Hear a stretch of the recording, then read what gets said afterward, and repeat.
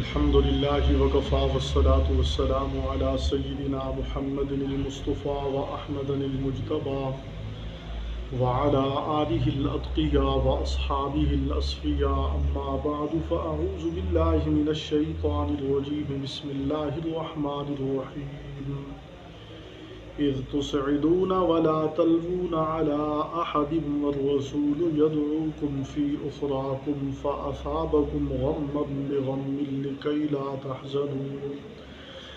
لا تحزنوا على ما فاتكم ولا ما أصابكم والله خبير بما تعملون صدق اللہ العظیم۔ سورۃ آل عمران کی آیت نمبر 154 153 اس کو میں نے تلاوت کیا ہے، 154 آگے آ رہی ہے۔ ابھی اس کا ترجمہ اور تفسیر سیکھیں گے۔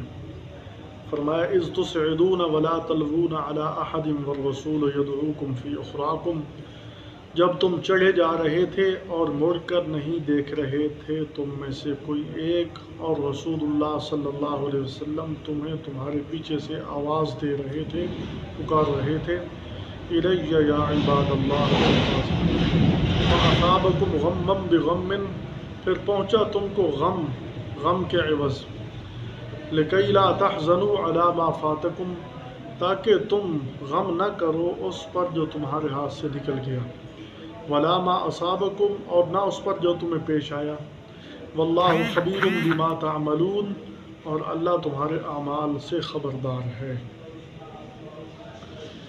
اذ تصعدون ولا تلوون على احد والرسول، کیونکہ ہم پیچھے پڑ چکے ہیں کہ غزوہ احد کا تفصیلی ذکر ہے۔ غزوہ احد کے اندر رسول اللہ صلی اللہ علیہ وسلم کے حکم کے مطابق صف بندی کی گئی۔ صف بندی کے بعد مختلف جگہوں پر صحابہ کرام کے دستے مقرر کیے گئے، اور ایک دستہ جو احد کی جانب، پہاڑ کی جانب آپ صلی اللہ علیہ وسلم نے مقرر فرمایا، ان سے ایک اجتہادی لغزش ہوئی، اس کے نتیجے میں ایک فتح شکست میں بدل گئی۔ اللہ رب العالمین نے مسلمانوں پر ایک آزمائش اتاری۔ وہ آزمائش کی صورت یہ بنی کہ کفار ہر طرف سے امڑ پڑے، مسلمانوں کو اس وقت عارضی طور پر شکست ہوئی، اور مسلمان کافروں کے آنے کی وجہ سے گھبرا گئے۔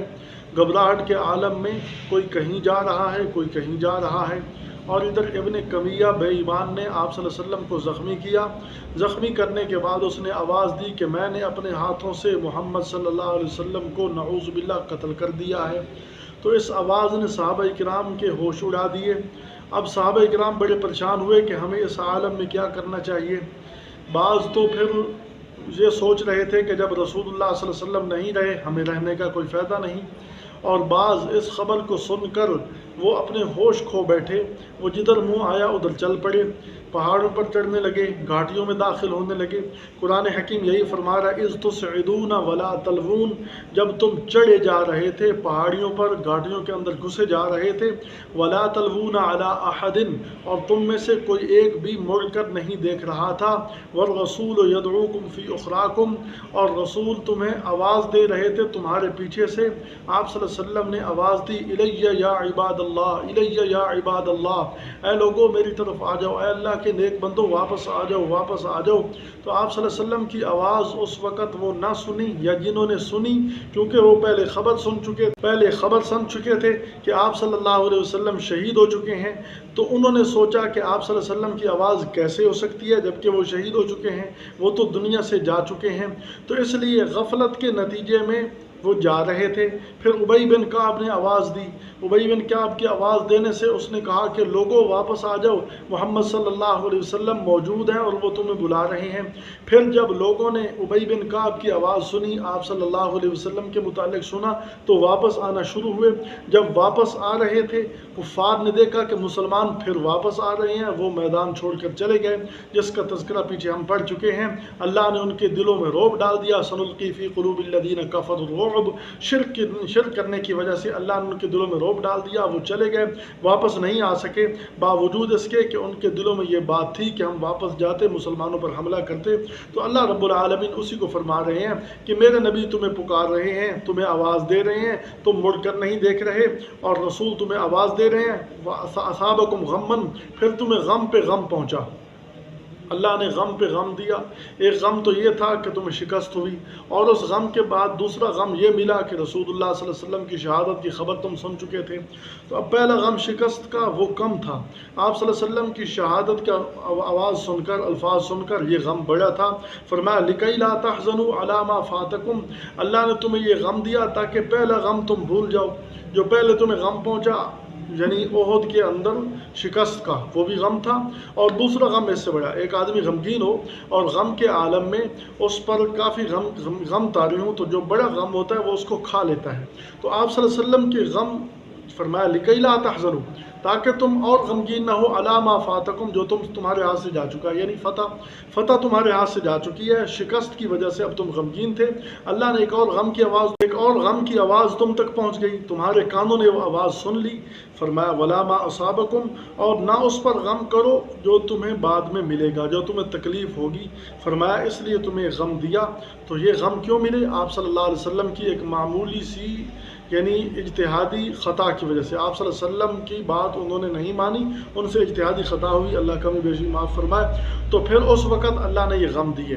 अब जब आप सल्लल्लाहु अलैहि वसल्लम ने उनको बुलाया, उबई बिन काब आवाज़ दे रहे थे, उस वक़्त अबू सुफियान वो कहने लगा कि अजीब बात है, इब्न अबी कबशा कहाँ है?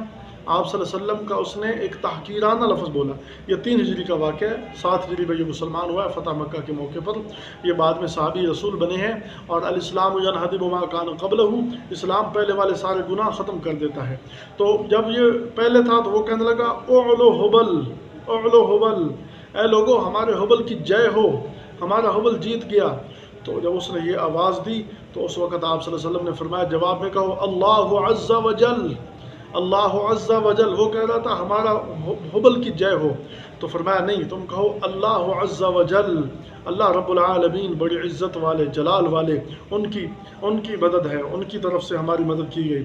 और फिर उसने कहा लना उज़्ज़ा वला उज़्ज़ा लकुम, अपने माबूद के बारे में कहने लगा हमारा उज़्ज़ा तुम्हारा उज़्ज़ा नहीं। तो सहाबा इकराम ने जवाब दिया अल्लाहु मौलाना वला मौलाकुम, अल्लाह हमारा यार मददगार है और तुम्हारा कोई यार मददगार नहीं। तो ये आवाज़ें एक दूसरे को दे रहे थे। बहरहाल फिर मुसलमान जब जमा हुए तो उनके दिल में रौब पड़ गया, वो नहीं ठहर सके और भाग गए। वल्लाहु खबीरुम बिमा तामलून, और अल्लाह तुम्हारे आमाल से अच्छी तरह बाखबर है कि तुम लोग इखलास के साथ आए थे, लेकिन अचानक हमले ने तुम्हारे अंदर बुखलाहट पैदा कर दी, इस वजह से आर्जी तौर पर तुम्हें शिकस्त देखना पड़ी। अब सहाबा इकराम के बारे में कुरान हकीम ये कुछ अल्फाज ऐसे ज़िक्र कर रहा है जिससे दुश्मनान सहाबा को मौका मिला है बात करने का। अब यहाँ सोचना यह है कि ये सहाबा इकराम को जो अल्लाह ताला ने अल्फाज बोले हैं, दुश्मनान इस्लाम ने इन अल्फाज को लेकर सहाबा इकराम पर तनकीद शुरू कर दी है। तो ये अल्फाज दरअसल उनकी तरबियत के हैं, सहाबा इकराम की तरबियत की जा रही है। सहाबा इकराम को अल्लाह रब्बुल आलमीन उनको कौम का इमाम, कौम का रहबर रहनुमा, हादी और मादी बनाने के लिए उनकी मामूली लफ्ज़िश पर भी उनको इताब दे रहा है, उन पर इताब के अल्फाज इस्तेमाल किए जा रहे हैं। लेकिन अल्लाह ने पिछली आयत में फरमाया वलक़द अफ़ा अन्कुम, ये मेरा और तुम्हारा मामला है, मैं तुम्हें इस मामले में मुआफ़ कर चुका हूँ। अल्लाह रब्बुल आलमीन ने सहाबा इकराम को मुआफ़ कर दिया, उनके ज़िम्मे कोई गुनाह बाकी नहीं रहा। दूसरे मकाम पर वादे फरमाया वकुल्लम वअदल्लाहुल हुस्ना वकुल्लम क़ब्ल बादल फ़त्ह वकुल्लम वअदल्लाहुल हुस्ना, अल्लाह ने सब के साथ हुस्ना का वादा किया है, सब के साथ, चाहे वो फ़तह से पहले के मुसलमान हुए या फ़तह के बाद मुसलमान हुए, यानी फ़तह से पहले उन्होंने जिहाद किया या फ़तह से बाद उन्होंने जिहाद किया मुसलमान होकर। फरमाया सब के साथ वकुल्लम वअदल्लाहुल हुस्ना, अल्लाह सब के साथ जन्नत का वादा कर चुका है। तो इससे ये उसूल अख़ज़ हुआ कि सहाबा इकराम कुरानी शख्सियात हैं। कुरान हकीम के अंदर जहाँ ये अल्फाज इस्तेमाल किए गए हैं वो अल्फाज उनकी तरबियत के लिए हैं। ये अल्लाह और उनका मामला है। वलक़द अफ़ा अन्कुम, अल्लाह उनको माफ़ कर चुका है। अब जब अल्लाह ने उनको माफ़ कर दिया तो किसी को उन पर तनकीद का हक़ नहीं है। तो सहाबा इकराम तनकीद से बालातर हैं, ان پر تنقید کرنا کسی کے لیے جائز نہیں ہے۔ صحابہ کرام قرآنی شخصیات ہیں، قرآن حکیم نے جو ان کے اصول بیان کیے انہی کے مطابق صحابہ کرام تھے اور صحابہ کرام ہیں، لہذا کسی کو بعد میں آنے والے کو یہ حق نہیں پہنچتا کہ وہ ان کی ذات کو ان آیات کی وجہ سے نشانہ بنائے۔ یہ اللہ اور ان کا معاملہ تھا۔ وَلَقَدْ عَفَا عَنْكُمْ، اللہ نے فرمایا تو ان پر معافی ہو گئی، اللہ نے ان کے ساری لغزشات معاف کر دی، ان سے گناہ ہوئے، اللہ تعالیٰ نے گناہ کے باوجود ان کو معاف کر دیا، ان کی لغزشات پر درگزر کر دیا، درگزر نہیں کیا۔ اولئک هم المفلحون، اولئک هم المؤمنون حقا، اولئک هم الصادقون وکلا وعد اللہ الحسنى۔ فرمایا یہ الفاظ، یہ القاب دے کر ان کو اس کائنات کے اندر اللہ نے محفوظ فرما دیا تاکہ بعد میں آنے والے کوئی ان پر زبان درازی نہ کر سکے۔ اللہ ہمیں راہ ہدایت نصیب فرمائے، قرآن و سنت سمجھنے کی توفیق عطا فرمائے۔ وما توفیقنا الا باللہ۔